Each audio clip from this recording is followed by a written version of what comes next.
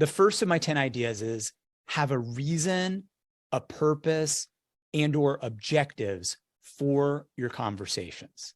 I look at this as like if you're swimming in a pool, it gives you a push off the wall. And I love this, especially when we're going into meetings and Zoom calls, to have that already written into the agenda or something can really help keep, we can probably do these conversations a lot quicker and a lot more effective rather than an hour call, maybe even a 12-minute call if you had all of those laid out. Number 2, set an agenda. And in addition to setting an agenda, check for acceptance of the agenda. In other words, you make sure it's mutual. Oh, that's a great idea. I'm going to use that. I have to figure out how to work it into my calendar now, but that is actually a great idea. And then having, if people could even add or comment too, would be wonderful.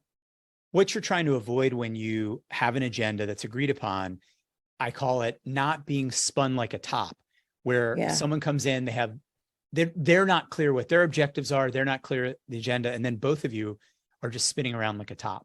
The third of the 10 ideas is to use active listening to confirm understanding. Another asset of active listening is something called conversational turns. It's the back and forth that allows for participation from the other person. And I think that's where I'm going to turn to you, because I have a coach to help my listening. And I think it's one that we can all improve on. So I like this tactic and I will need to look into it myself more. Chapter 3 of my book. Listen. I know. It's so important, especially for us coaches. Now, the fourth idea is to establish and maintain rapport. A lot of times people don't take the time to establish rapport, but then also it's very easy for rapport to come out of the conversation. So you're talking about something that you're aligned. Maybe you both go skiing or enjoy skiing, or you both went to the same resort in Mexico, but then something comes up and the other person doesn't expect it to come up. They all of a sudden feel stupid that they didn't know was coming up. And so not just establishing rapport, but also reestablishing if necessary.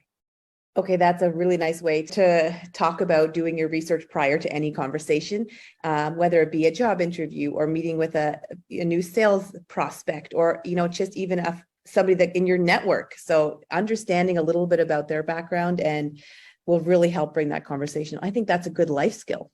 Idea number 5, unless this is a completely new relationship, if you can connect to or reference things from previous conversations, shared understandings, shared experiences, that is another way to organize, especially the beginning of your conversation.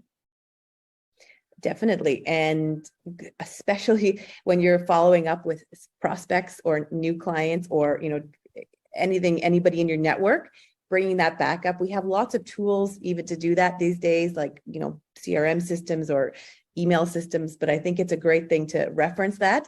And you do a great job of that in your questions, for example, too. Number 6, I call learn or explore. Now, my approach in conversations is needs-based. I'm looking to see what needs the other person has, what I can support, because if I can't satisfy those needs, if I don't know what they are. So there's 3 elements to learning and exploring. Number 1, eliciting thoughts, feelings, needs, and wants. Like that's what I'm starting off listening for. Then I'm gathering information about people and places and things and circumstances and problems. And then as I develop the relationship and organize this relationship and this conversation, then we can move on to goals, dreams, and aspirations. Okay, this is I like the way it's positioned. It's like any relationship in business or in your personal life that'll be in stages, how to organize it. Exactly.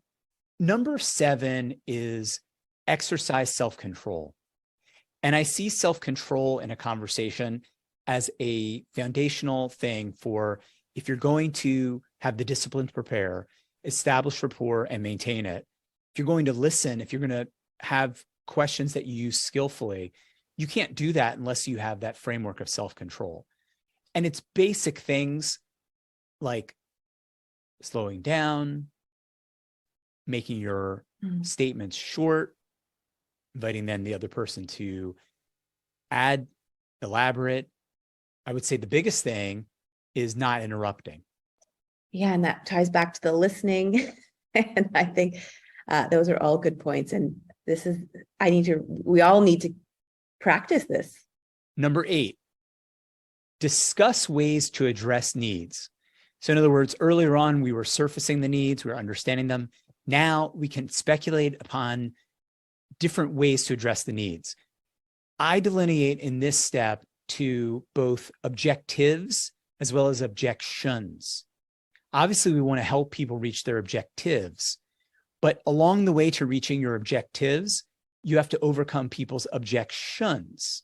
And I'm sure you see this, like you're talking with someone, you know you can help them. It's clear your business booster course or your retreat or whatever it is can help them. But in order to really have it work for them, you have to overcome something like perhaps their skepticism. And the way you overcome their skepticism is actually an asset to the relationship. If you don't overcome the skepticism, you're not really earning the relationship. Number 9 is determine what decisions need to be made. So as you start to come to the end of a conversation, agreeing on the next steps and actually explicitly organizing it such that, okay, what are the next decisions we need to make? Like any project plan or business plan, it's like, let's just make some actionable steps and make sure it makes sense to the objective. And number 10 is to actually agree on next steps. And what I find really helps me is to have the right vocabulary in order to help the other person agree. And so I have a mnemonic device that is IRSPR. It stands for invite, request, suggest, propose, and recommend. I was always looking for the words until I determined this distinction to what do I do to invite somebody? Like, Jean, here's a recommendation for you. Here's a suggestion. That was very clear. And then I also tested, when did it work better to use it as a noun or a verb? Like there's one thing for me to say, Jane, I have this recommendation, or to say, Jane, here's what I recommend.